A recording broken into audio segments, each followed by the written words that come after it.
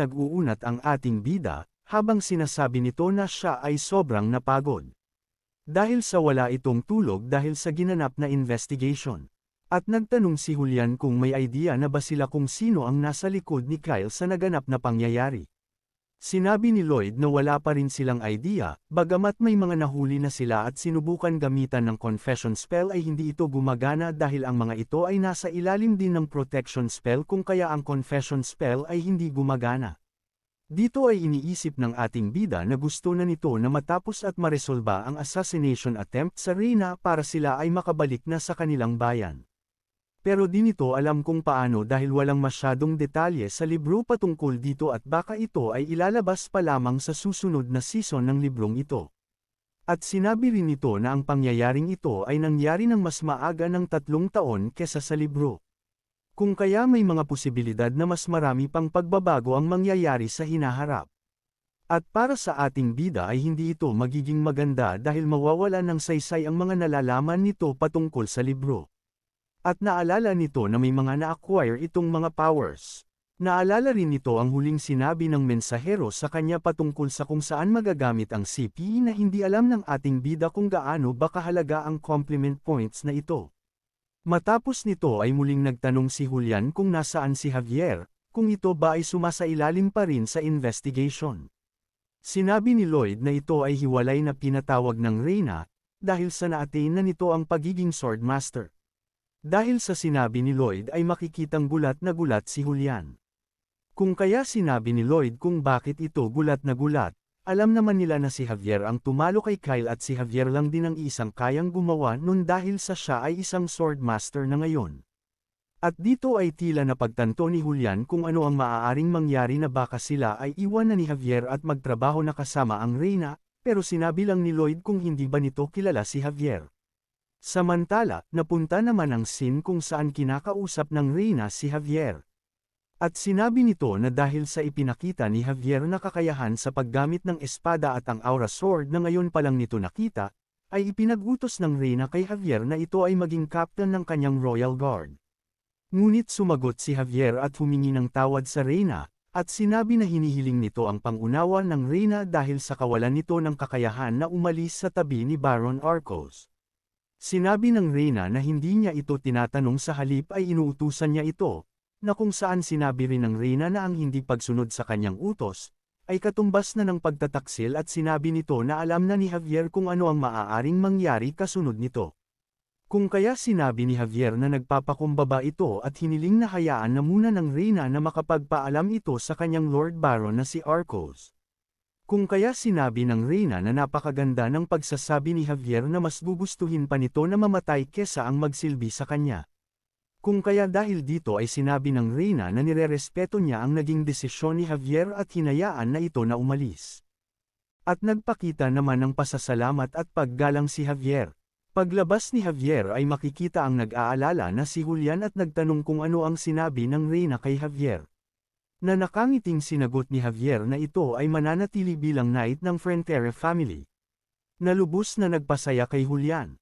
Samantala, sa gabi ay makikitang nakahiga na tila nagmumuni-muni ang ating bida habang tinitingnan ang mga maaaring skills na makuha nito sa bawat honorary title na ibinigay sa kanya. Habang iniisa-isa niya itong tingnan at basahin ay may isang honorary titles ang mas nakapukaw ng atensyon ng ating bida. At ito ang Magentano, I'll carry you. Kung saan sinasabi na ang Reyna ay nagtitiwala sa kanya kung saan ay magiging malaya ito sa mga hinala ng iba. At dito ay nakabungis-ngis na sinabi ni Lloyd na ang mga maharlika na nahuli ng dahil sa kanya, na kahit ano pa ang sabihin ng mga ito ay magiging baliwala dahil sa honorary titles na ito. Matapos noon ay napatingin ito sa buwan at nasabi na napakaliwanag nito. Nang may biglang mensahe na dumating, at sinabi na ang kabilugan ng buwan ay nagliliwanag sa kalangitan. Kung saan nakatanggap ng 22 CP ang ating bida. Pagkatapos ay may mensahe ulit na lumabas, kung saan gamit ang CP ay masusulyapan nito ang ending ng scene sa kwentong ito. At dahil dito ay napaupo ang ating bida at masaya ito na sinasabi na ito ang isang paraan para makita ang mangyayari sa hinaharap, kung saan nai-imagine na nito ang matamis na buhay na papalapit sa kanya. Kung kaya pinindot na nito ang yes button. Pagkatapos ay biglang nagdilim ang paligid ng ating bida na tila dinala ito sa ibang dimensyon. Matapos noon ay napatanong ito sa sarili kung nasaan ito, pero napagtanto nito na siya ay nasa bayan nila mismo ang Frontera Estate. Pero lahat ng nasa paligid nito ay sira-sira. Nagtataka ito kung ano ang nangyari sa kanilang lugar. Nakita rin nito ang mga patay na villagers. Kaya naglakad-lakad pa ito at nagtatanong kung anong klaseng ending ito. Sinusubukan niyang sumigaw at humanap ng tao dito pero walang sumasagot.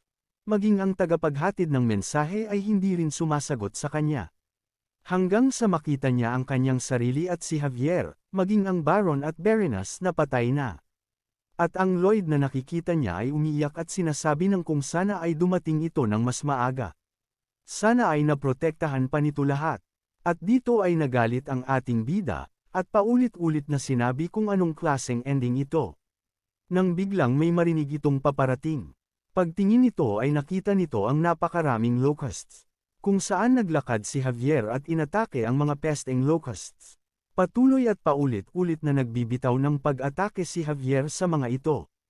At napatanong si Lloyd kung nagawa ba ni Javier na mapaalis ang mga ito.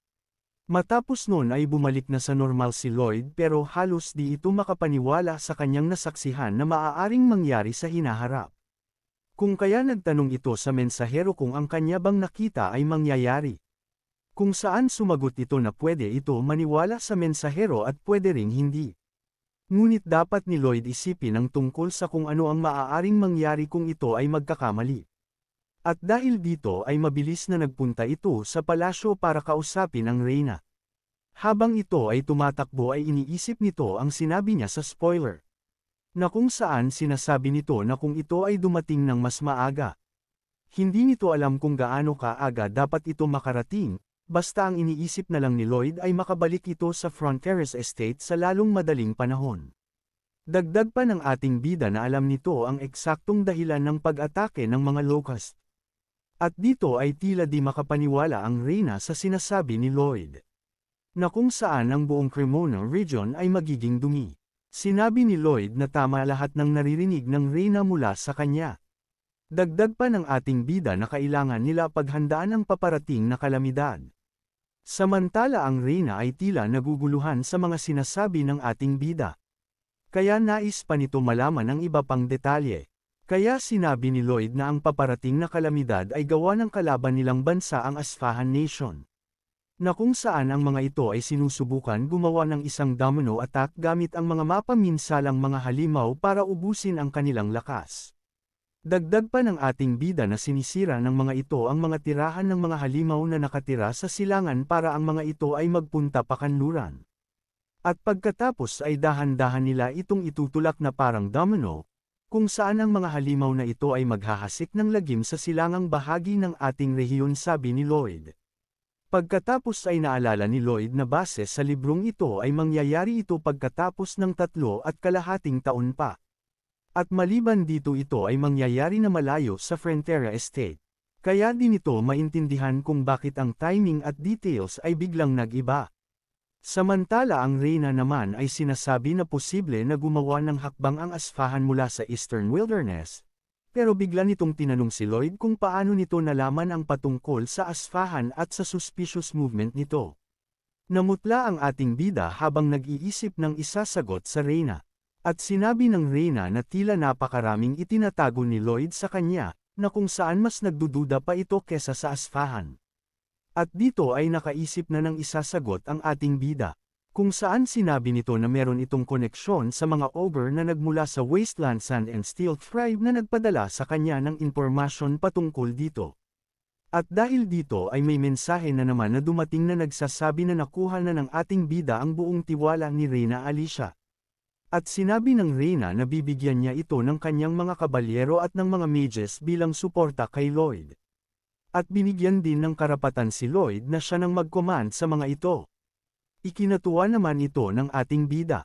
Kaya naman matapos ng pakikipag-usap ni Lloyd sa reyna ay agad itong umalis. Sinabi ni Javier na ipaliwanag ni Lloyd kung ano ang nangyayari. Sinabi lang ni Lloyd na kailangan nilang makarating sa Fronteras Estate sa loob ng 5 araw. Sinasabi ng ating bida sa sarili na madali na lang ni Javier matatalo ang army ng isang maliit na bansa. Na kung saan kapag natalo niya ito gamit ang isang atake ay babagsak ang moral ng kanilang kalaban. Kaya lang moral lang ng mga tao. Pero sa pagkakataong ito ay hindi tao ang kanilang makakalaban kung kaya wala itong moral. At ang mga ito ay naghahanap at ginagawang pagkain ang mga nasa harap nito.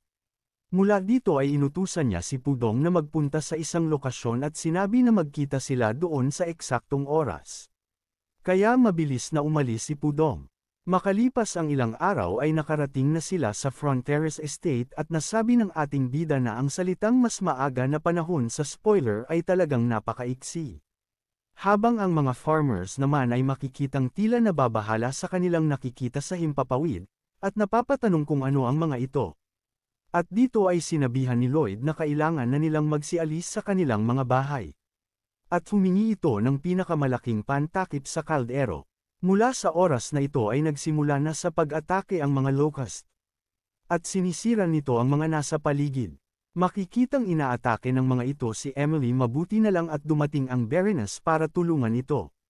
At sila ay nagmadali na lumabas ng kanilang mansyon. Takot na takot ang Baroness nang napatingin ito sa labas ng bintana at napapatanong ito kung ano ang nangyayari. Sinabi ni Baron Arcos na kailangan na muna nilang lumabas at sumama sa kanilang mga sundalo. Pero pagbukas pa lang nila ng pinto ay napakarami ng locust ang nag-aabang sa kanila. Si Bayer naman ay mabilis na sinabihan ang kanyang mga tauhan na mag-assemble sila sa mansyon ng Baron. Pero nakarinig ito ng tao na humihingi ng tulong. At naisip nito ang sinabi sa kanya ni Baron Arcos na kung sakaling may mga sakuna na darating sa kanilang bayan ay unahin nitong iligtas ang kanilang mga villagers kesa sa kanya. Kaya mabilis na pinuntahan ni Bayern ang villager na humihingi ng tulong para protektahan. Maging ang mga ogre ay tumutulong rin sa pakikipaglaban sa mga locust. At sinabi ng leader na kahit ito na ang last day nila sa mundo ay kailangan pa rin nilang gampanan ang kanilang sinumpaan sa kanilang kapatid na Frontier family. At ang lahat ay nagpatuloy sa pakikipaglaban sa mga pesteng locust.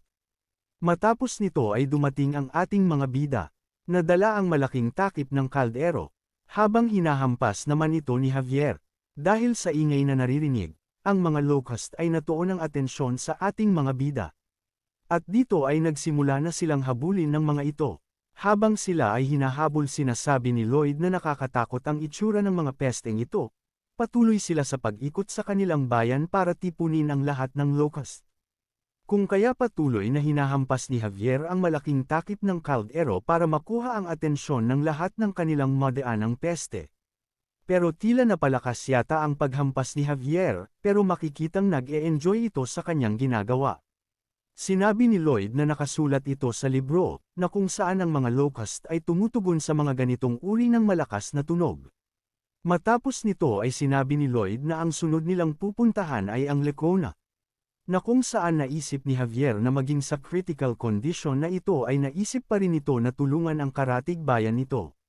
Kaya naman tumaas ang approval rating ng ating bida mula kay Javier.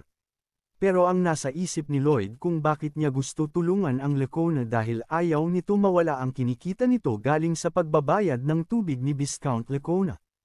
Pagdating sa bayan ni Visconde Lacona, makikita ang Visconde na walang kaalam-alam kung ano ang mga ito. Nang biglang pasok nila Lloyd, nagtataka ito kung bakit nandoon sila Lloyd. Pero pinakitaan ito ng nakakatakot na itsura ng ating bida na mas mukhang nakakatakot pa kesa sa mga locust. At sinabi kay Lacona na wag nitong iisipin na i-delay ang pagbabayad nito ng tubig sa kanya. Matapos noon ay nagpatuloy na ulit sila sa pagtitipon ng mga locust. Sinabi ni Javier na kung ang plano ba ni Lloyd ay dumaan sa mga gusali at mag-concentrate sa pag-ipon ng mga peste para ilayo sa kanilang lugar. Pero sinabi ni Lloyd na wala itong plano, sa halip ay gusto lang nito na maging siraulo dahil masarap daw iyon sa kanyang pakiramdam. Kaya napasabi na lang si Javier kung ano ba ang mali sa taong ito. Habang si Lloyd naman ay patuloy na sinisigaw ang kanyang pangalan habang nagdadaan sa mga bahay-bahay. Kaya sinabi ni Javier na i-save nito ang kanyang lakas, dahil wala namang maitutulong ang pagsigaw nito. Pero sinabi ng ating bida na ginagawa niya yun para alam ng mga tao kung sino ang nagliligtas sa kanila. At muli na naman sinabi ni Javier kung ano ba talaga ang mali sa taong ito. Matapos noon ay sinabi ni Lloyd na ang next na pupuntahan nila ay sa Merritt's Wetlands, pero tila may problema silang kakaharapin. Dahil sa meron ding paparating ng lupon ng mga locust sa harap nila. Kaya sinabi ni Javier na pumwesto si Lloyd sa kanyang likod. At inatake nito ang mga nasa harap na locust. Matapos noon ay sinabi ni Lloyd na magaling dahil ngayon ay naipon na nila ang mga peste sa iisang spot. Pero may problema ulit dahil ang mga kabayo nila ay nanghihina na. Na kung saan kapag sila ay maabutan ng mga locust siguradong magiging hapunan sila ng mga ito. Kaya dito ay sinabi ni Lloyd kay Javier na ihanda nito ang likod niya. Sabay tumalon sa likod ni Javier. At sinabi na si Javier muna ang magiging kabayo ni Lloyd. Kaya inutusan na niya itong tumakbo. Bagamat tila naiirita si Javier ay no choice na ito kundi ang sundin ng kanyang Master Lloyd. At nang halos maabutan na sila ng mga ito ay tinawag ni Lloyd sina Bangol at Hammang na nakaabang mula sa ilalim ng tubig. At ginamitan ni Bangol ang mga locust ng utot na nag-aapoy. At si Hammang naman ay ginamit ang water spray skill nito. At pagkatapos ay ang pinagsamang atake ng ating mga bida na nagpapulbos sa iba pang mga peste. Pero sinabi ni Javier na bagamat na naubos na nila halos lahat ay may mga iilan na natira pa rin na patuloy na naninira sa kanilang bayan. At tinanong nito si Lloyd kung ano ang kanilang gagawin. Pero sinabi ni Lloyd na wag na iyon alalahanin ni Javier. Dahil ang kanilang clean-up crew ay parating na sa mga oras na ito. At makikita nga natin si Master Pudong kasama ng 300 warriors ng mga ogre. At ang mga puting kabalyero at mages na galing naman mula sa Reyna. Kung saan sinabi ni Lloyd na hayaan na nila ang mga natitira sa mga ito. Dahil meron pa silang dapat na alalahanin at sinabi ni Lloyd na ang Monster Domino ay hindi natatapos sa iisang wave lang. Kaya naman kung gusto mo na masubaybayan ang ating kwento ay i-open mo lang ang notification bell pagkatapos mo na mag-subscribe.